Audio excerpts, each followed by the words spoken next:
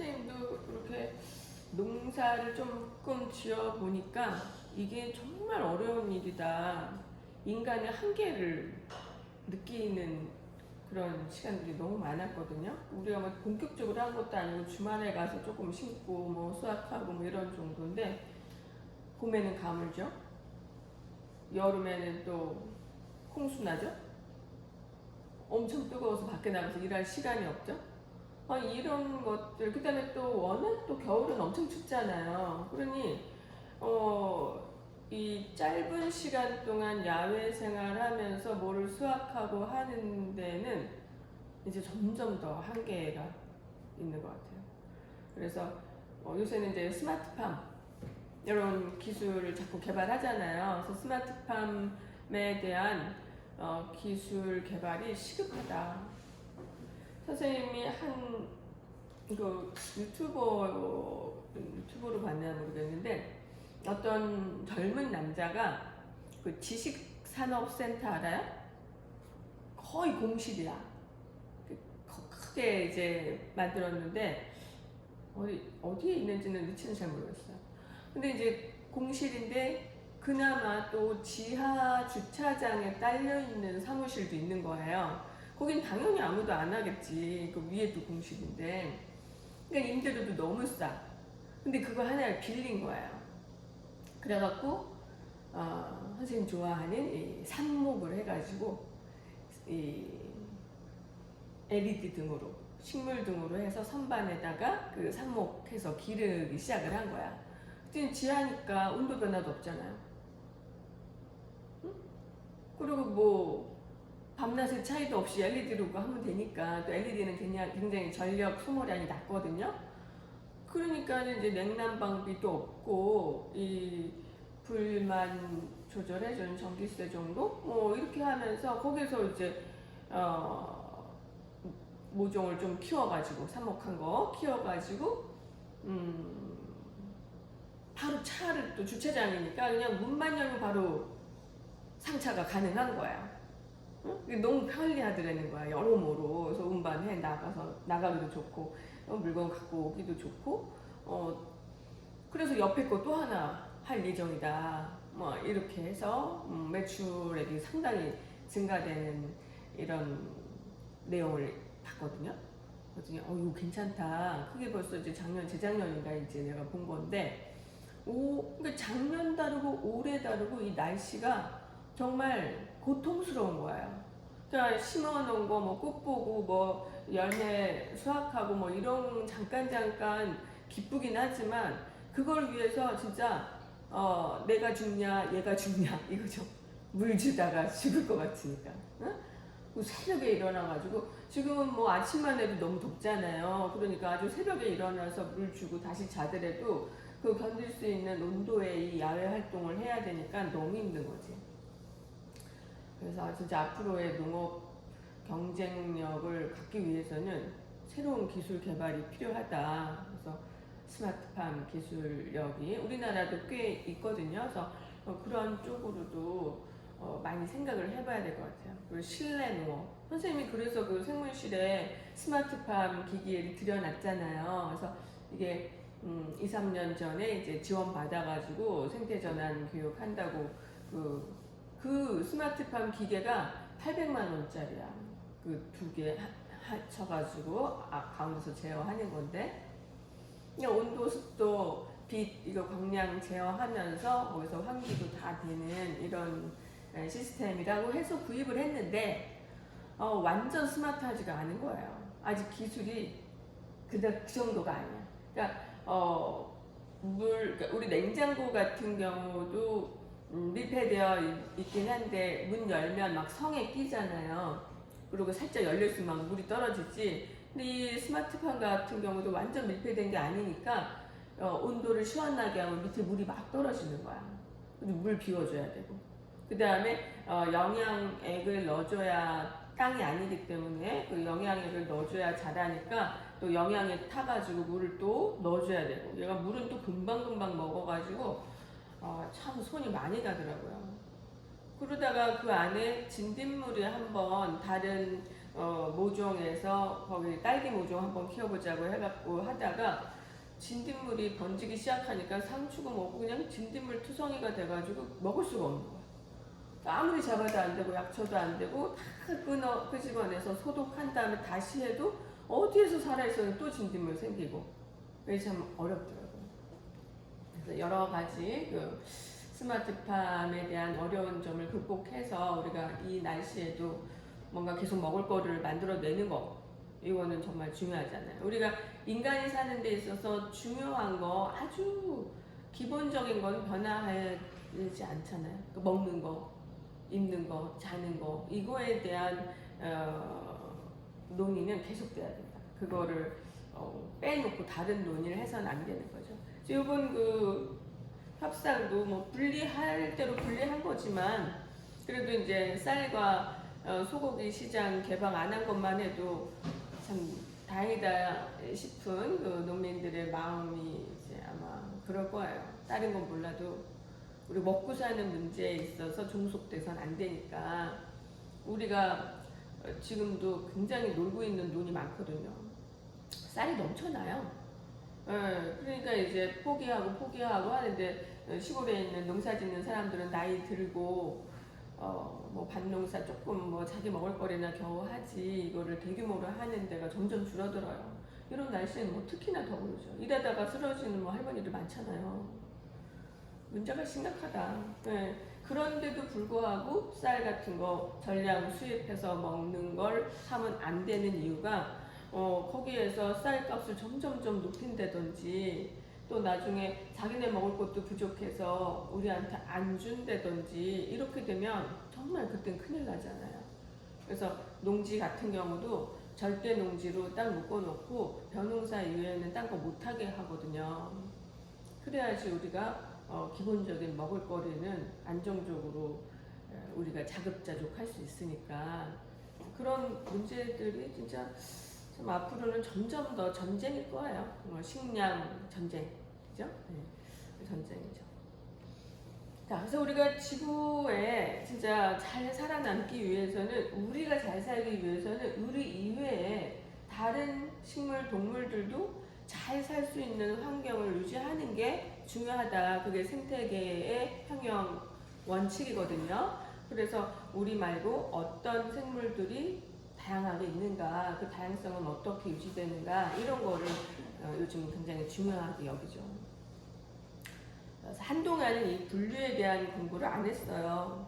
뭐 생물, 식물, 뭐 동물 분류학은 굉장히 초창기 생물학이거든요. 기본적인. 그래서 이거를 지금 다시 공부하는 사람들은 거의 없죠. 이거 베이스니까 이제 새로운 첨단 과학들을 공부하려고 하기 때문에 이 공부를 많이 안 해요. 그리고 책에서도 제일 뒤로 미뤄져 있어요. 다른 거 중요한 거 먼저 한 다음에 이걸 나중에 하라고 이렇게 되어 있는데 이게 상당히 기본이라는 거죠. 이거를 우리가 어떤 생물들이 있고 그 생물이 어떤 특징을 가지고 있고 이거를 좀 공부하고 익히다 보면 우리가 알면 관심이 높아지고 사랑하게 되고 보호하게 되고 이렇거든요. 막 우리는 그냥 벌레 무서워. 그럼 죽여야 돼. 뭐 이런 생각만 하잖아요. 그런데 그 하나하나 생명에 대해서 우리가 조금 관심을 기울이면 보호하고 싶은 마음이 들 수밖에 없어요. 걔네가 왜 중요한가? 걔네가 지구상에 왜 존재하는가? 우리하고는 어떤 관계인가? 이런 거를 공부해야지만 된다는 거죠. 또 생물학의 기본이기 때문에 사실은 중요하다 해야 된다. 선생님은 상당히 이걸 재밌게 공부했었어요. 우리가 몰랐던 그런 생물들의 종류를 알게 되고 관심을 갖게 된다는 건 호기심 충족이 되잖아요. 날아가는 나비나 뭐 이런 것만 봐도 종류가 얼마나 많아요. 걔네들이 예쁘면 이름도 궁금하고 또 얘네들이 어떻게 사는지 이런 것도 궁금하고 더 많아지려면 어떻게 되는지 이런 거 우리가 공부할 필요가 있죠. 자, 생물들은 서로 간에 진화적 유형 관계가 있어요. 공통조상에서부터 이렇게 뻗어나왔다고 생각하는 진화적 관점에서 보면 이제 나무 한 그루에서 이렇게 가지를 뻗어서 다 연결이 되었다 이렇게 얘기하기 때문에 그 나무의 그림을 개통수라고 얘기하는 거죠. 개통수. 그래서 밑에서부터 쭉 위로 올라가면서 갈라진다. 그래서 가까울수록 유형관계가 가깝다 이렇게 얘기를 하는 거죠. 그래서 이게 지금 나무로 따지면 이런 식으로 가지를 뻗는다는 얘기예요. 그래서 유형관계가 얼마나 가까우냐. 그래서 같은 가지에서 분지됐으면 얘네들이 유형관계가 가까운 거죠. 또 이렇게 멀리 있으면 유형관계가 멀겠죠. 이런 걸 얘기를 하는 거야. 그래서 이렇게 대통수를 그려보면 우리도 이제 뭐 여기에서 이렇게 분지됐겠죠. 그래서 공통 조상에서부터 분지돼서 이렇게 그들과 우리는 얼마나 가까우냐. 이거는 유전자 검사를 보면 알아요. 그래서 DNA의 그 염기 서열을 분석을 해보면 얼마나 공통 퍼센트가 있는지 이거를 따져봐도 알죠. 그래서 우리 사람의 경우도 우리나라 사람과 뭐 터키인의 그 유전자 검사를 해보면 그 유형 관계가 나와요. 약간 가깝다는 거죠. 우리 조상이 거기 가서 살아서 이렇게 퍼뜨렸는지 아니면 그쪽이 일로 왔는지 어쨌든 간에 그 인종들 간에도 유형 관계가 있거든요. 자 여기 보면 까치하고 악어가 좀 비슷한 공동 조상을 갖고 있다. 그 공룡이 새가 됐다 뭐 이런 얘기도 있잖아요. 시조새 뭐 이렇게 하고 또 어떤 사람은 새는 새로 공룡하고는 상관없이 이제 또 새로 출현했다 뭐 이렇게 얘기하기도 하는데 어쨌든 부리가 새와 같으면서 이제 몸은 좀 공룡 같은 그런 것들의 화석이 발견이 되고 하니까 공통 조상일 수 있다. 그리고 이렇게 표현하는데 실제로 도마뱀 종류가 여기서 더 빨리 갈라져서 말랑말랑한 도마뱀들이 있어요. 악어처럼 딱딱한 그런 껍질 갖고 있지 않은 거 이런 것들은 상당히 유형관계가 멀어요. 선생님이 그 생물실에서 비어디 드래곤 키웠다는 얘기 했나요?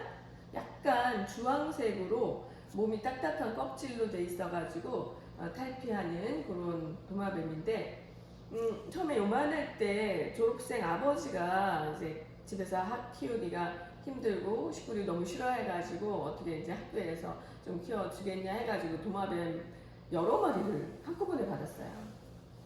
한 통에 그 생물실에 그 미럼 키우는 통 있죠? 주황색으로 이런 케이스. 그 미럼 키우는 그 통이 도마뱀 케이스예요. 그래서 그거에다가 비오디 드래곤 한 쌍과 게코 도마뱀 한 3마리 정도인가? 그리고 페테일 게코라는 거 한 마리 해가지고 도마뱀 여러 마리를 거기다 한꺼번에 다 넣은 상태로 귀뚜라미 잔뜩 넣어서 받아왔어요. 나도 미쳤지. 나도 그냥 보고서 그냥 우리 키우기도 힘든데 가서 보기만 일단 할게요 하고 갔다가 그냥 덥석 받아온 거야. 뭐 이 한 통만 가져가면 된다면 괜찮겠네. 그 전에 사진 보낼 때는 다 따로따로 케이스에 있는 걸 사진을 주고 또 친칠라라는 큰 토끼 장까지 보여주고 막 이랬었어요. 그래서 우리도 토끼 키워본 적 있는데 그 일이 너무 많다. 똥 치우기도 힘들고 그래서 그거는 안 되겠고 한번 가서 보겠다. 근데 안 가져갈 수도 있어요. 이러고 갔다가 내가 간다니까 이 한 통에 다 집어넣은 거예요. 도마뱀 그 2종류를. 근데 그 도마뱀의 한 종류는 이쪽에 속하고 한 종류는 이쪽에 속하는 거야. 굉장히 유형관계가 다른 거야. 그래서 그 비어디 드래곤 같은 경우는 좀 이렇게 딱딱한 파충류의 그 악어 같은 막 그런 특징들이 더 비슷하고 그 다음에 나머지 게코도마뱀이나 페테일 게코는 일단 피부가 되게 뱀같이 보들보들해요. 그리고 딱딱한 가시 같은 게 하나도 없어. 그래서 몸이 항상 촉촉해야 돼. 그 습성이 너무 달라요. 얘는 건조해야 되고 얘는 촉촉해야 돼. 그러니까 이 한 통에 자외선 등이랑 뭐 이런 온열등 같이 켜놓은 상태에서 같이 키운다는 것 자체가 안 되는 거야. 근데 나는 그 당시만 도마뱀 하나도 키운 적이 없고 공부를 안 한 상태에서 받아와서 거기다 이렇게 같이 넣고 키운다면 된다니까 이렇게 데리고 왔다가 게코도마뱀이 다 죽었어요. 한 마리는 거의 몸이 타서 죽었어.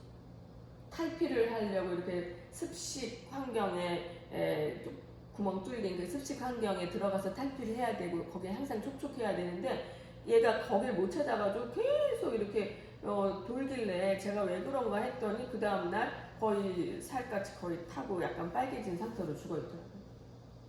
그리고 아주 조그만 도마뱀은 요 굴 안에서 들어왔다 나갔다 하면서 내가 먹이를 주면 미럼 같은 거 신나게 먹고 들어가고 그래요. 너무 귀여웠어. 어느 날 보니까 꼬리가 없어.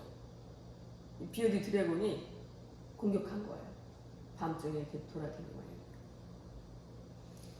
그래가지고 이래저래 병들어 죽고 꼬리 잘려 죽고 막 이래갖고 개코 도마뱀이 죽고, 그 다음에 페테일 개코라고 이렇게 띠무늬가 있는 비슷한 종류가 있는데 얘는 너무 성격이 아이야, 극아이야. 굴에서 안 나와. 아주 깜깜할 때 아니면 안 나오나 봐요. 얼굴을 내가 잘 보지도 못할 정도니까. 걔만 살아남았어요. 그래서 걔만 따로 분리해가지고 좀 습기 있는 환경에 햇빛 없이 약간 김치통 같은 그런 걸로 해가지고 거기서 이제 뭘 스프레이 좀 해주면서 그렇게 키워가지고 꽤 오래 키웠는데 얘는 야행성이라 밤에만 먹는 거예요. 그런데 이런 도마뱀 종류 중에 이런 것들, 그 비어디 드래곤도 햇빛을 봐야 돼. 얘네들은 이제 항온동물이 아니니까, 변온동물이니까 햇볕을 가지고 몸을 데피는 그런 습성을 갖고 있어서 항상 이 등도 시간 맞춰 켜줘야 되는데, 햇빛에 가서 몸을 따뜻하게 하고 낮 동안에 야외 활동을 하다가 밤에는 몸을 숨겨갖고 자는 이런 특징을 갖고 있고, 반대로 이 페테일 개코 같은 그런 도마뱀은 몸이 촉촉한 상태에서 살아야 되기 때문에 낮에 안 움직이는 거야. 굴 속에만 있고 밤에 살짝 움직이면서 먹이 활동을 해야 되니까 눈 자체도 다르겠죠? 눈이 너무 다르게 생겼어요. 그 새들 눈 알아요? 닭 눈 알죠? 이렇게 동글동글하면서 아주 그냥 눈빛이 강하잖아요. 무섭지, 새 눈을 보면. 그런데 이 비어디 드래곤의 눈이 똑같이 생겼어요. 닭 눈하고. 그래서 닭이랑 되게 비슷하다? 그래서 이 입 있는데도 딱딱한 뼈로 되어 있고 깨물어 먹고 이빨은 없는데 이 닭이랑 굉장히 유연감과 깊구나. 먹는 것도 자식성이야. 막 야채도 잘 먹고 미럼도 먹고 닭들도 그렇지 않아요. 그렇더라고요. 이 유연감에 굉장히 가깝다는 걸 키워보니까 느끼겠더라고요. 반대로 이 페테일 개코 같은 경우에는 습식 환경을 좋아하기 때문에 완전히 얘하고는 다르구나. 먹는 것도 식물 안 먹어요. 미럼만 먹어. 아니 미럼도 잘 안 먹어. 사실은 귀뚜라미만 먹어. 그러니까 밤중에 귀뚜라미 막 울어대고 다니는데 그때 샥 잡아먹는 거야. 근데 얘네들의 눈을 보면 이렇게 동글동글 돌아가는 그런 눈이 아니에요. 그냥 눈 전체가 까만색이야. 너무 예뻐요. 그리고 혓바닥으로 눈을 닦아. 그런 거 봤잖아요. 혓바닥으로 이렇게 먹이를 먹고 나서 얼마나 깔끔하게 얼굴을 닦아내는지 그걸 보면 진짜 반해. 너무 예뻐가지고 도마뱀이 예쁘다는 걸 그때 처음 알았는데, 이렇게 온 얼굴의 형태가 너무나 다르다는 거. 그러니까 눈만 봐도 이 새나 비어디 드래곤의 그 관계에서 상당히 얘가 멀구나. 오히려 개구리나 도롱뇽이나 이런 양서류 쪽에 오히려 더 유형관계가 가깝겠구나, 이런 생각을 하게 되더라고요. 이름은 똑같은 도마뱀 종류지만 그렇게 다르다. 그래서 습성이나 먹이 형태나 이런 거를 보면 유형관계를 알 수 있죠. 뭐 유전자 검사를 해본다면 아마도 양서류에 더 가까운 도마뱀이 아닐까. 거의 육상생활을 하지만 습기가 있어야지만 되는 그런 환경을 선호하는 이제 습성이 비슷하잖아요. 그런 거를 알 수 있죠. 그래서 여러 가지 생물들이 우리가 애완동물을 키울 때도 그 동물에 대한 습성을 알아요. 식물을 하나 키울 때도 뭐 다육이를 키우든 꽃을 키우든 걔가 어떤 환경에서 사는 것이 얘를 위해서 좋은 건가 공부를 해야 될 거 아니에요. 그게 다 이런 분류라든지 그 생물들의 특성 공부를 해야지만 생태에 대해서도 우리가 이해를 할 수 있거든요. 이건 기본적인 공부라고 할 수 있어요. 그래서 이걸 어떻게 분류하느냐, 이제 이런 얘기들이 쭉 나오죠. 그래서 개통수를 시대 생물들을 쫙 분류를 해보면 이렇게 그려져요. 공통 조상에서부터 세균종들. 지금 이게 다 지구상에 지금 있는 것들이에요. 있는 건데 이렇게 복잡해서 다양한 생물들이 생겨나게 되기까지는 우리 앞에서 배웠듯이 수많은 환경 변화와 그 환경에 적응하고 선택되는 그런 것이 반복되면서 더 다양하게 된 거죠. 그래서 지금의 환경에서 좀 불리한 것들은 범위를 적게 해서 숨어 살고, 또 환경에 잘 맞는 것들은 굉장히 번성하고 있고, 이런 그 지역적인 차이는 있지만 대부분 새로 생겨나고 적응하면서 개체수를 계속 끈질기게 유지하고 있다. 왜냐면 변이가 있습니다. 그러니까 뭐 세균만 해도 굉장히 변이가 있고, 그래서 우리가 막 항생제를 막 먹었을 때 죽어나가는 게 엄청 많지만 또 변이 좀 몇 개는 살아남잖아요. 그래서 그렇게 해서 또 살아남고, 살아남아서 또 번식하고, 이렇게 해서 이렇게 계속 새로운 종들이 또 다양한 환경에서 살아남는다는 거죠. 그래서 과거의 지질시대 화석으로 어떤 살아있던 생물의 형태가 지금도 비슷한 것들이 있어요. 뭐 지면드리 같은 거 있어요. 니네 공벌레 많이 썼잖아. 걔 형태만 해도 삼엽충 좀 비슷하지 않아요? 그죠? 그 아마 굉장히 오랜 전에 나타난 생물의 형태가 적응하고 하면서 그 조그만 형태로 해서 그 뭐 화분 밑바닥 같은 데 사는 그런 형태로 변했을 수도 있는 거죠. 그리고 앵무조개라고 그 인도네시아 앞바다에 가면요 이만한 조개가 잡혀요. 앵무조개. 이름은 앵무조개인데 그 동글동글한 조개 속에서 나오는 건 오징어 같은 눈을 가지고 있고 오징어 발을 가지고 있는 그런 두 종류가 그 안에서 나오거든요. 이게 암모나이트예요. 암모나이트 들어봤어요? 암모나이트 화석 있잖아. 그 빙빙 돌아가는 그 암모나이트가 그 오래전 지질 시대에 생겨났던 화석 생물인데 걔하고 동일한 것이 인도네시아 앞바다에 살고 있다는 거죠. 자, 그건 무슨 얘기냐? 지구 환경이 급변하면서 전 지구 바닷속에 있던 암모나이트가 거의 멸종을 해버렸거든요. 멸종하고 이제 다음 세대로 넘어가는데 멸종했지만 그 당시의 환경과 중생대인데 굉장히 비슷한 환경이 지금 인도네시아예요. 인도네시아는 굉장히 온도 습하고 덥고 나무들이 엄청 자라잖아요. 그게 중생대 환경과 굉장히 비슷하거든요. 그러니까 그 적합한 환경 일부 아주 축소된 면적에서는 그대로 살고 있다. 하지만 전 지구적인 바다에서는 멸종을 한 거죠. 그런 식으로 가지를 뻗어가면서 새로운 종이 생기고 번성하지만 있었던 종은 또 아주 적은 수로 유지되고 있는. 그래서 이제 지구 환경이 변해도 종족을 유지하는 그런 특징. 그게 이제 변이를 통한 적응이든 아니면 극소수 자기한테 맞는 환경에서 살아남는 개수든 간에 이렇게 다양성은 존재해요. 그래서 지구의 생태적인 다양성도 굉장히 중요한 거죠. 그죠? 그게 유지돼야 어느 구석에든 살 수 있는 다양한 생물의 형태가 유지될 거고, 또 생물 자체에서는 유전자의 변이가 계속 일어나야 되는 게 또 중요한 거죠. 그래서 이 다양성이라는 게, 생물 다양성이라는 게 유전자의 다양성과 또 이렇게 다양한 종이 있어야 되는 종 다양성과 그 다음에 이 생태계의 다양성이 전부 어우러지는 상태, 이거를 우리는 생물 다양성이라고 얘기하는 거예요. 이제 곳곳에 자기가 적응할 수 있는 곳에 다양한 생물종이 맞춰서 살게 되는 거죠.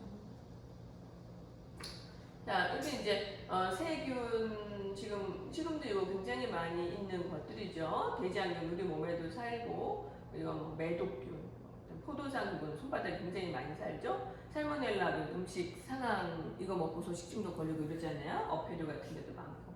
자, 이거는 굉장히 오래 전에서부터 있었던 세균인 거야. 지질 시대서부터. 그래서 고세균 엽이라고 하는데 지금도 있다는 거야. 지금도 있다. 메테인 생성균, 뭐 호염성이라는 거 이제 이게 호기성 그러면 산소를 좋아하지만 호염성 그러면 또 다른 걸 좋아하는 거죠. 다른 고세균들이 또 있는 거죠. 열을 좋아하는 거, 아주 산성인 거, 아주 염기성인 거 이런 데서 살 수 있는 얘네들은 아주 극한 환경에서 살아남고 있는 거예요. 그런 데서 살 수 있는 환경 자기한테 맞춘 데 가서 사니까 이게 아주 지구 오래전에 환경과 비슷한 지역이 있잖아요. 바닷속에도 화산 분출이 막 이렇게 일어나면서 굉장히 뜨거운 물이 분출되는 그런 구멍 같은 데가 있어요. 그렇게 뜨거우면 생물이 살 수 없을 것 같은데 이런 거 살아요. 굉장히 뜨거운 데에서 사는 세균들이 또 있어. 그러니까 지구 최초의 환경과 비슷한 상태에서 살아난 세균들이 또 그런 데만 또 찾아서 계속 살고 있는 거죠. 그래서 종이 이렇게 다양해진 거예요. 그래서 식물들 많죠. 이끼, 고사리, 소나무, 목련 이런 종류들 다 다른 종류들이에요. 그 다음에 원생생물, 단세포나 다세포 생물에 이제 거의 물속에 사는 원생생물. 그 다음에 이제 균류 그러면 곰팡이나 버섯을 얘기하는 거예요. 이거는 세균이고 이거는 균류, 균사로 번지는 거. 그 다음에 동물계가 있죠.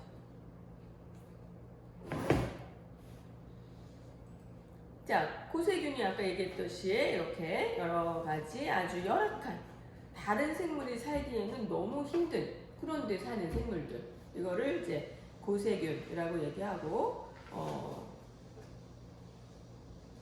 이거를 빼뜨렸네. 이건 이제 진정세균계. 지금 지구상에 굉장히 많은 수로 번성되어 있는 세균들인 거죠.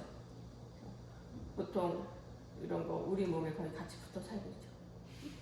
인간의 몸에 같이 붙어 살고 있는. 매독균은 뭔지 알죠? 성병을 번지게 하는. 그 다음에 이제 진핵생물에서 핵막이 있는 조금 세균보다는 뒤에 나타난 생물들인데 이런 아메바나 유글레 이런 건 다 이제 많이 들었어요. 아메바, 집신벌레 이런 것들 운동하면서 막 움직이잖아요. 단세포 생물이고 미족 운동을 한다. 이게 헛발이라고 하죠. 그리고 이제 먹이를 먹으려면 이게 이렇게 동그랗게 감싸갖고 안으로 막으로 해서 쌀고 들어와갖고 소화시키는 거죠. 유골레나는 운동 기관도 있고 또 여기 초록색으로 보는 거는 엽록체가 있어요. 엽록소가 있어요. 엽록소. 그래서 광합성도 하죠. 그러니까 스스로 에너지を만들어내고 또 움직이기도 하고, 그래서 동물 식물의 특징을 다 갖고 있는 거고, 요건 이제 미역은 조류예요. 여기서 보면 갈조류에 속하죠. 그래서 녹조류, 홍조류 같은 바닷속의 다세포 진핵생물, 그 다음에 이런 건 약간 민물, 육지물에 있는 이제 진핵생물, 원생생물이죠. 그 다음에 이제 그거보다 조금 더 건조한 환경에 적응하게 되면 육상으로 올라오잖아요. 육상으로 올라온 식물들, 우산이끼. 얘는 육상으로 올라왔지만 아직은 축축한 데를 좋아하는 거죠. 그래서 습한 지역에서만 사는 거. 그 다음에 고사리, 얘도 나무 밑이나 그늘이나 그래도 습기가 어느 정도 있는 그런 땅에서 살죠. 그러고 나서 이제 뭐 소나무나 목련 같은 경우에는 좀 더 건조한 육상에 적응한 그런 식물이라고 볼 수 있어요. 우산이끼나 고사리는 꽃 안 피잖아요. 얘네들은 포자 번식을 한다 그러죠. 그게 또 이제 곰팡이나 이런 거하고 또 조금 비슷하죠. 곰팡이도 포자 번식하니까. 자, 곰팡이들은 이거 검은 곰팡이, 빵이 많이 생기는데 이렇게 지금 균사도 있고 동글동글한 게 이제 포자예요. 이런 게 떨어지면서 그 포자가 날아다니다가 어디서 떨어지면 또 균사로 뻗어 나와가지고 곰팡이가 번지죠. 거의 비슷한 형태로 산다. 진핵생물이면서 자기 스스로 광합성을 할 수 없으니까 보기에는 좀 식물 비슷하게 생겼지만 종속 영양생물이에요. 버섯은 주로 어디에서 살아요? 뭘 먹고 살아요? 사체나 썩은 나무 이런 거를 분해하고 살아요. 사체 죽은 거. 주로 이제 동물 죽은 거에서 사는 그 버섯, 곤충에서 자라는 거 이런 거, 동충하초 막 이런 거 봤니? 버섯은 저기 곤충에서 자라잖아요. 곤충을 먹고 자라는 버섯도 있고, 그다음 대부분 이제 식물을 많이 먹고 자라고, 또는 이제 식물 자체, 죽은 식물 자체에 붙어 있거나, 또는 그냥 땅 속에서 이제 자라기도 해요.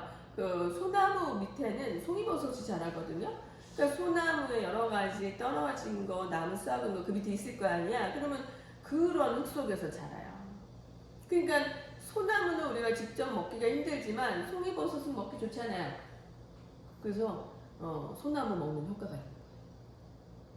그러면 우리 제일 많이 먹는 버섯 중에 표고버섯 있죠? 맛있잖아요. 맛없어요? 나도 별로야. 나는 송이버섯만 좋아해. 양송이, 송이버섯. 내가 제일 싫어하는 게 느타리 버섯이에요. 질기고 난 싫은데 또 그거 좋아하는 사람 있잖아. 이게 다 체질적인 특징이거든요. 표고버섯은 참나무에서 자라죠? 이 참나무 해가지고 구멍 뚫어가지고 그늘 해가지고 하잖아. 참나무가 무슨 종류냐면 도토리 나무예요. 갈참나무, 신갈나무, 졸참나무 해서 이게 다 도토리 열리는 거거든요. 상수리. 이 참나무 종류를 먹고 살아요. 그러니까 우리가 표고버섯을 먹으면 참나무 먹는 효과, 도토리 먹는 효과 약간 비슷하다 이렇게 보면 되죠. 도토리가 만든 사람들. 예, 선생님 체질은 태양이는 소나무가 맞아요. 소나무가 제일 좋아. 솔잎차, 솔잎 효소, 막 솔방울 효소 다 좋고요. 송이버섯이 좋아요. 버섯 모든 게 잘 안 맞는데 송이버섯은 식감 자체가 달라요. 아삭아삭해. 이게 질긴 섬유질이 별로 없어서 씹어서 소화시키기도 좋은데 표고버섯은 약간 이제 참나무의 그 기운이 있다는 거죠. 하지만 그냥 참나무를 먹거나 소나무를 먹거나 이런 것보다는 훨씬 더 체질적인 독성이 제거되고 이거 자체가 소화되기 쉬운 형태이기 때문에 사람들한테 크게 체질적인 해가 덜 할 수 있다. 그러니까 솔잎을 그냥 먹는 것보다는 송이버섯 먹는 게 효과적으로 많이 반감이 될 수 있겠죠. 얘가 1차 분해한 거니까. 우리가 밀가루 안 맞는 사람이 효모가 작용을 해가지고 알코올 발효를 하면은 밀가루의 식성이 변한다고 했잖아요. 그런 것처럼 1차 다른 생물에 의해서 소화돼서 만들어진 부산물은 조금 습성도 달라지고 소화되기 쉬운 형태가 되는 거죠. 그렇게 돼요. 그래서 다양한 그 나무들을 먹고 자라는 버섯은 그 나무를 먹는 효과다. 우리가 나무를 직접 소화시킬 수 있는 소화 효소가 없거든요. 셀룰로스를 소화시킬 수 없잖아요. 그래서 거의 대변으로 나가잖아. 그래서 식이섬유를 많이 먹는 이유는 대변을 무르게 하고 장 건강을 위해서 하는 거지 우리가 먹고 영양소로서 작용을 할 수가 없어요. 그런데 버섯은 그 셀룰로스를 분해해서 자기 몸을 만들기 때문에 다당류야. 조금 분해하기 쉬운 상태로 만든 거죠. 셀룰로스보다. 그래서 우리가 버섯을 먹으면 소화시킬 수 있어요. 그러니 얼마나 고마운 존재야. 그죠? 네, 버섯은 다당류가 몸을 이루고 있기 때문에 이거 자체가 그냥 다당체라고 해요. 우리는 굉장히 다양한 탄수화물을 먹어야 되는데 실제 우리가 먹는 탄수화물은 대부분 포도당, 과당 뭐 이런 정도, 젖당 뭐 이런 정도로만 먹기 때문에 사실은 영양 불균형이 되게 많이 오죠. 그래서 다양한 단당류 그걸로 만들어진 이런 다당체 이런 거를 골고루 먹어줘야 몸을 형성하는데 부족함이 없어요. 그래서 뭐 마늘, 양파 같은 뿌리 식물이나 이런 버섯 다양한 식물들을 골고루 먹을 때 우리가 탄수화물의 영양 결핍이 안 일어난다. 요즘은 너무 생활이 풍족하다 보니까 배고프면 뭐 밥이 없으면 빵 먹고 라면 먹고 떡 먹고 뭐 먹을 게 너무 많잖아요. 그 탄수화물의 종류가 너무 한쪽으로 편향되어 있어요. 그래서 영양 결핍이 되는 거야. 살은 찌고 뭐 겉보기는 멀쩡한데 무너지는 거죠. 몸에 제대로 된 세포막조차도 제대로 형성이 안 되니까 세포막에 다당류가 있어야 되거든요. 그래야 이 서로 간에 연락 체계가 원활히 돼요. 인슐린이 포도당 갖고 와도 이 다당체에서 그 센서가 돼가지고 열어줘라 이렇게 초인종처럼 눌러야 이렇게 열어주고 하는 거거든요. 그러니까 다양한 다당체로 되어 있는 것들을 먹어주는 게 필요하죠. 옛날에는 먹을 게 없으면 초봄 같은 경우는 뭐 먹을 거 저장해놓고 다 떨어졌을 거 아니야. 말려놓은 거 막 이런 거. 그러면은 밖에 나가가지고 나물 캐 먹잖아요. 나물 캘 때 아직 추우니까 나물이 뿌리에서 잎사귀도 조그맣게 안 나왔어. 근데도 굶어 죽을 수 없으니까 그런 거 다 뿌리채 캐서 먹었거든요. 그 뿌리가 다당류를 저장하고 있는 장소예요. 식물이 포도당 합성하고 이렇게 해가지고 저장할 때는 다당류로 저장하니까 그런 다양한 것들을 먹었을 때 우리 몸에 면역력이 되살아나요. 완성할 수 있는 그런 몸의 체계가 생기니까, 재료들이 생기니까. 그래서 요즘 사람들이 몸은 더 커졌지만 면역력이 자꾸 떨어지는 이유가 더 골고루 먹어줘야 되는데 그렇지 않아. 지금도 뭐 먹는 거 그러면은 뭐 협상도 뭐 쌀하고 소고기만 하잖아요. 쌀, 소고기 그냥 먹는 주 메뉴가 되니까 사실은 곁들이는 뭐 마늘이니 양파니 버섯이니 당근이니 사실 이런 게 몸에는 더 중요할 수 있잖아요. 그래서 에너지원 플러스 이런 몸을 구성하는 것들 단백질 말고도 필요한 다당체 버섯 꼭 기억하시고 다양한 버섯들 먹으려고 노력하세요. 그다음에 뿌리 음식 효모는 거의 단세포 진핵 생물이고 요거는 이제 알코올 발효를 하는 우리가 빵 만들 때 많이 쓰는 그런 재료죠. 이스트라고도 하죠. 자, 그 다음에 이제 동물들. 다세포죠. 진핵생물이고, 다 동물이라는 건 유기물을 먹어야 된다. 그래서 종속 영양생물이라고 얘기해요. 다양한 것들이 있는데, 불가사리. 딱딱하면서 바닷속에 있죠. 뭐 성게, 불가사리 이런 종류들. 벌. 이건 어느 종류에 속해요? 벌? 철지동물 중에서 이제 곤충류. 여기에 속하는 발 6개 있는 거.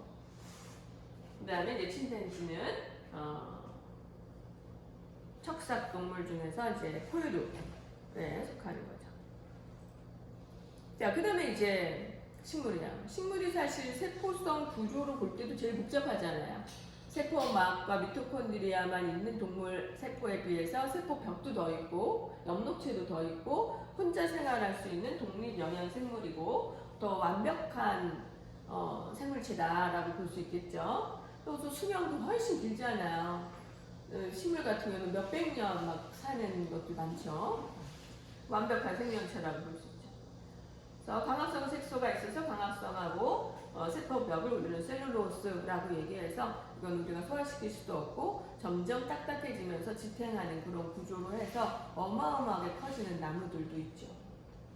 보통 뿌리줄기 잎 기관이 있고 그 다음에 관다발 그러면 이렇게 물 왔다 갔다 그 다음에 영양소 왔다 갔다 하는 뭐 물관 체관을 얘기하는 거야. 그 조직이 발달되죠.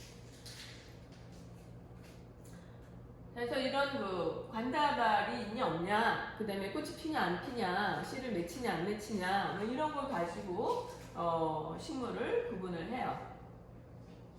그래서 보통 관다발이 없다. 여기 보시면 이끼 드러났잖아요. 얘네는 굉장히 높이 자라지 못하고 바닥에 붙어 있잖아요. 그러니까 물이 있는 데서만 자라죠. 그러니까 물을 많이 끌어올릴 필요가 없어. 몸 전체에 물이 있어야 돼. 마르면 그냥 죽는 거야. 우리가 미역 같은 거, 김 같은 거 바닷속에 사는데 이거 건져 놓으면 그냥 말라 죽잖아요. 뿌리를 땅에 지탱해서 물을 끌어올리는 게 관다발인데 물속에 살아야 되는 건 그런 게 필요가 없어. 그래서 이런 조류들, 미역이나 이런 것들은요 관다발이 없어요. 필요가 없어. 몸 전체로 물을 흡수하니까 거기에서 많이 진화되지 않은 식물이기 때문에 뭐 거의 여기까지 물기가 다 있어야지만 살 수 있는 거죠. 그래서 따로 관다발 없어요. 습지나 물가에 있고 꽃이 안 피고 포자로 번식한다. 이 김이나 미역 같은 경우도 꽃 안 피죠. 걔네들하고도 또 비슷해요. 걔네도 포자 비슷한 것이 물에 떠다니면서 싹이 터서 떠다니다가 어디에 도착하고 이렇게 자라는 거라, 그러니까 조류에서 많이 변화되지 않은 식물군이라고 볼 수 있죠. 자, 그 다음에 그거보다 조금 더 건조한 상태에 적응할 수 있는 게 이제 고사리 같은 거예요.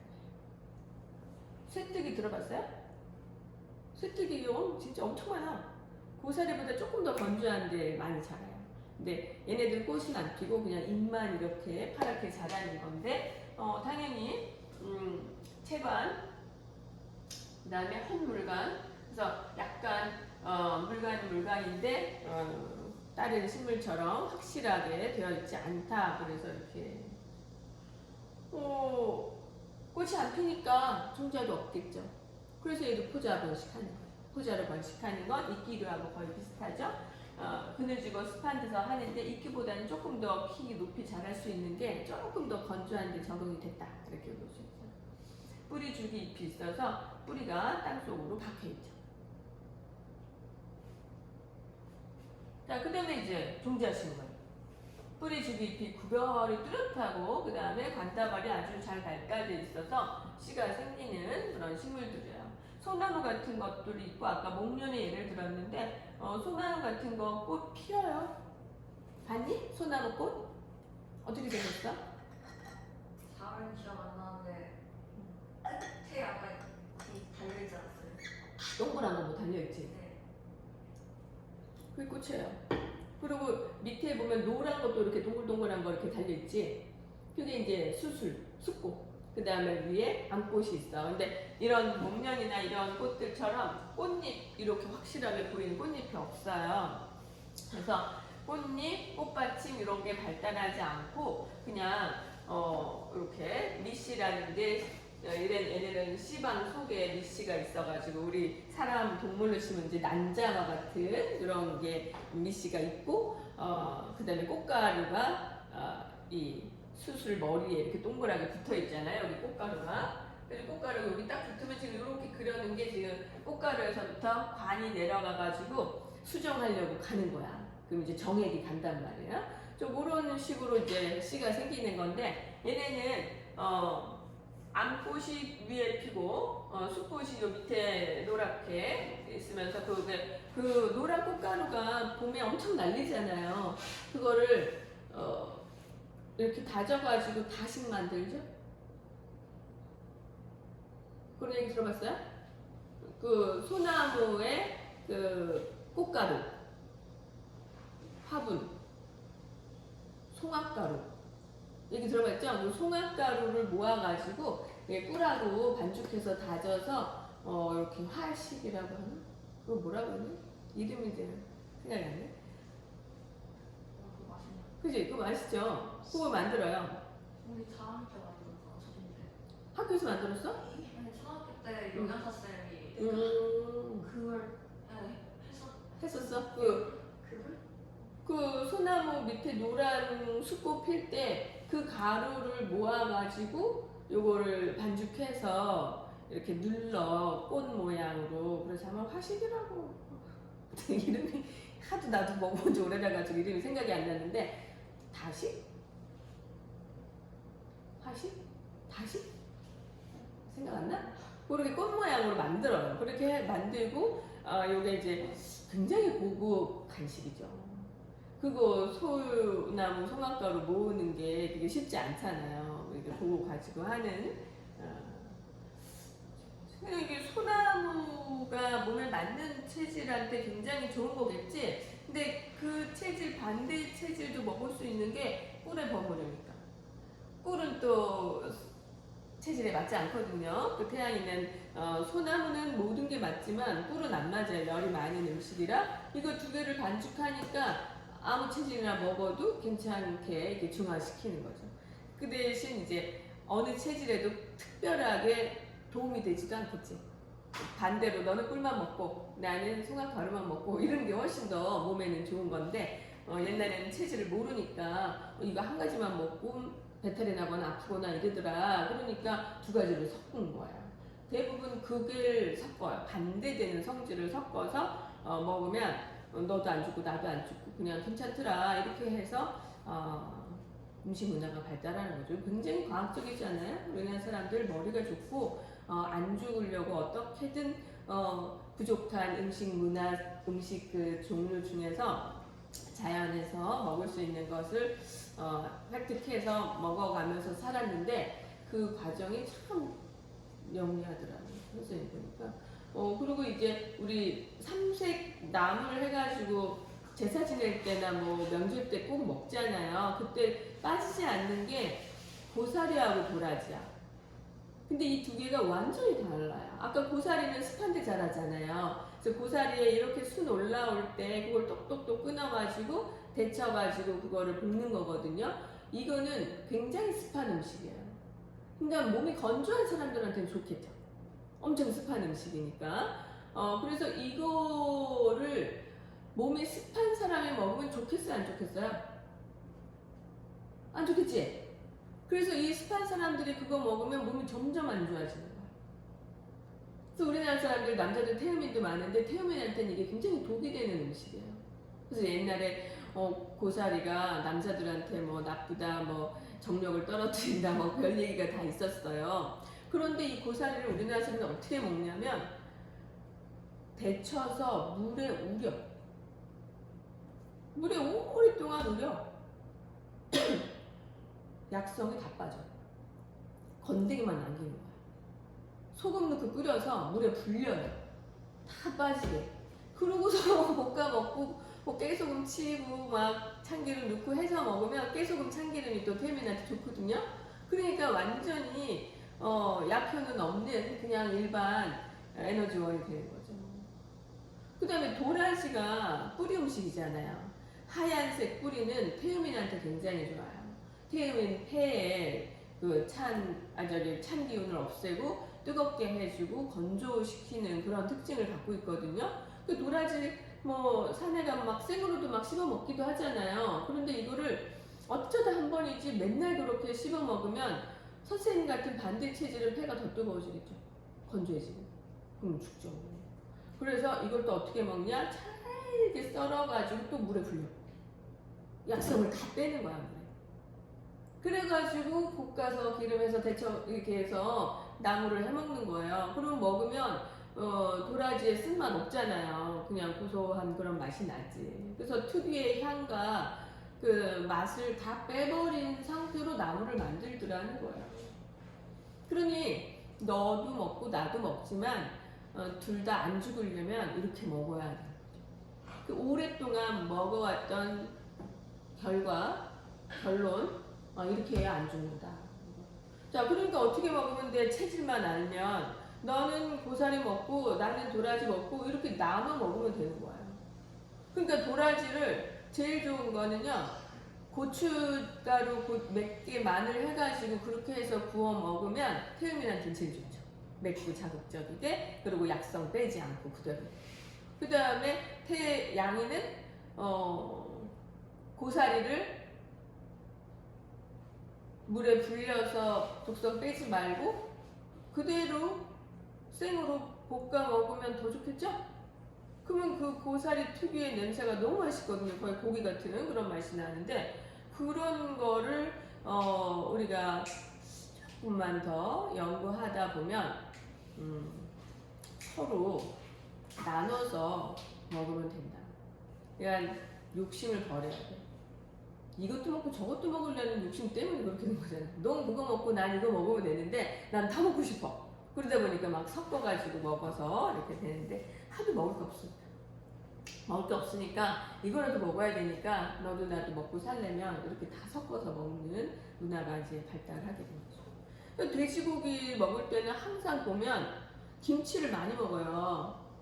그 김치찌개 해서 먹으면 돼지의 성질이 많이 중화되는 거예요. 이 선생님 체질은 배추가 제일 좋거든요. 배추가 찬성질이라 남편은 무가 좋은데 나는 배추가 좋아요. 우리 김장 담그는 거 보면 무를 막 채 썰어가지고 양념 맵게 해서 배추 속을 다 집어넣잖아요. 그러니까 배추와 무의 성질이 다 뒤섞인 그런 아무나 먹어도 되는 그런 상태를 해서 나눠 먹는 거지. 만약에 반대로 한다면 저 사람은 깍두기만 먹고, 네? 나는 백김치를 해서 먹으면 더 좋은 거죠. 무 안 넣고. 그게 과학이에요. 음식 과학이죠. 음식은 꼭 과학이에요. 그죠? 체질에 맞춰서. 자, 관다발이 체관과 한 물관으로 되어 있다. 이것도 약간 고사리 쪽에 가까운 거였죠.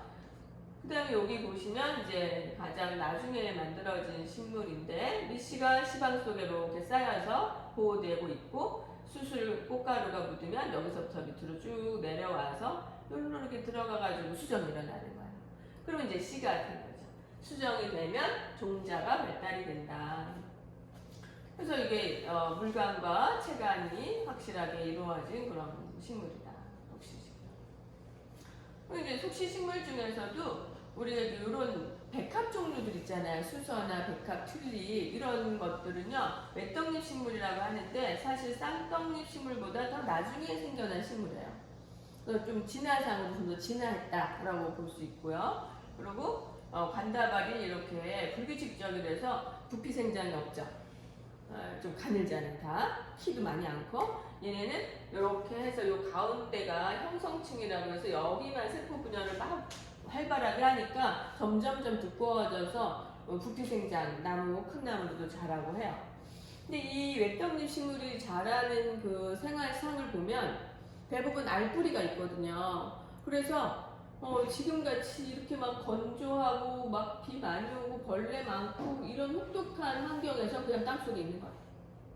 알뿌리로만. 그랬다가 봄 되면 좀 싹 나와가지고 꽃 피고 다 해. 그리고 싹 다 줘. 그 벌레 먹을 걱정이 하나도 없어요. 그리고 알뿌리로만 겨울을 나고 또 봄에. 이런 거 보면 굉장히 정 잘하고 있구나. 이런 혹독한 환경에 대한 불필요한 에너지 소모 없이 이렇게 생활상을 가지고 있는 그런 식물이다 이렇게 볼 수 있죠. 그래서 제일 늦게 나온 식물이에요. 자, 이렇게 해서 이런 몇 가지를 가지고 우리가 이제 얘네들이 어떤 특징을 갖고 있는가 해서 이렇게 그려보는 게 개통수를 작성하는 거죠. 이원관계 시방이 있냐 없냐, 떡잎의 수가 몇 개냐 해서 비슷한 것끼리 보면 백합이나 보리, 외떡잎 식물이죠? 보리 이렇게 하잖아요. 벽, 보리 다 외떡잎 식물이죠. 또 이런 것들은 이제 쌍떡잎 식물이라고 볼 수 있겠죠. 이렇게 작성을 할 수 있다.